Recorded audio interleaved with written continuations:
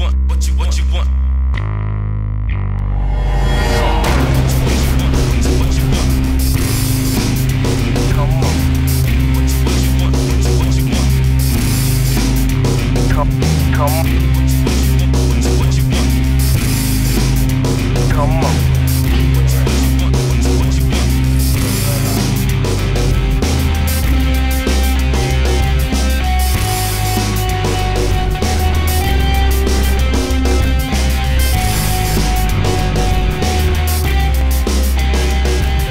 Thank you for watching Journey to the Outdoors. Now here's Dave. On how to butcher your deer.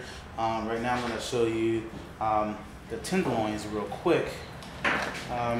Your tenderloins, okay, this is the spinal cord. This is the neck of the deer where it goes to the head. This is the back where it goes straight to the quarter ends on the left and the right. Okay, the tenderloins sit right in the inside of the cavity. They sit just like that, on the inside of the cavity at the top of the ribs. You can just kind of slice those out, staying flat against the bone. It's best to use a very flexible knife, like a fillet knife, and then you cut down from the end, cut down the middle, and then cut from the inside out, kind of like you're filleting a fish. And this is a doe, so they're pretty small ones. And not for a too small of a deer. But okay, now I'm going to show you how to take your back straps out. This is the top sirloin. So I find the bone in the middle, and I can feel it. It'll be pretty hard. Cut on one side. You want to make sure that you sharpen your knife. Make sure you sharpen your knife. Cut and find the bone. And then just run that knife along that bone. Okay, run that knife along that bone, and you can find where it'll kind of stop, and just go around. Okay, and your tenderloins can go pretty much up to about where the neck collar starts, about where the ribs stop. So just kind of work your way down, just like you're filleting a fish. And you just kind of push that just like that. Okay, hold on. All right, now.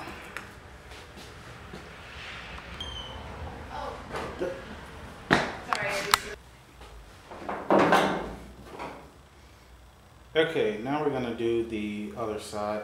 Now, actually, I can go ahead and finish this out on this side. Okay, so you can see that you have the spinal cord along there, and all you have to do is just grab that knife. Like I said, it's best to have a fillet knife to do this part because it'll bend in places where you know, a stiffer knife won't. So you just kind of lay that knife along there, peel it back. It's just like filleting a fish, and you can just pull it back and cut it as you go off.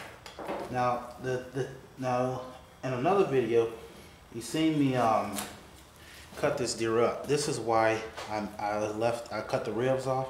It's easier to get your tenderloin out that way, so it's easy to do that. So that is pure meat right there, and that is beautiful. That's a beautiful tenderloin. So now I'll go ahead and set it to the side, and I like to make sure that I keep my meat separate. Like I have my shoulders, then I have my rump roast, and then I have my tenderloins, and then I have my back straps. So I like to keep those separate, so I know which meat I'm going to do what with, and that way I can actually grind up my shoulders. So to make the ground venison. So now I'm going to go ahead and do the other side. Like I said, just go up to the neck, about where the ribs end at, and just run your knife, cut to the side, and then run it straight down that bone. Alright, now just keep that knife along that bone. And sometimes your knife, like if it's sharp enough, it'll just dagger off to the side, stop where you are, back it out, and then just go a little bit closer to whatever side that you were cutting. And that way it will stay on the side, because it's actually little sections in there. As you can see, it's little sections because that allows the spinal cord to bend and be flexible. That's what helped deer jump 8 feet up in the air with no problem.